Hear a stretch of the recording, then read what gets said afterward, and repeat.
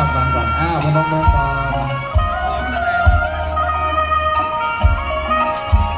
นสถานสาธุชนผู้มีบุญที่มุ่งต่อว่าจะถูกรางวัลใหญ่ๆนะเอามาร่วมบุญกันด้านในได้เลยนะครับ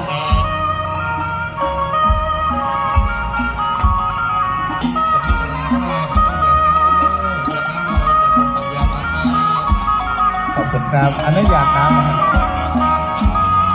พนมมือ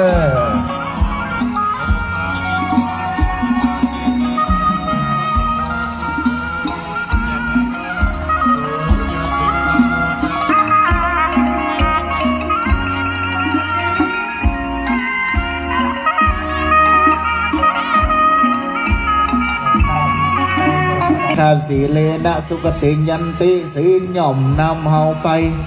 สู่ความสุขได้รับความสุขสีเลนะนิพุติยันติเนาะ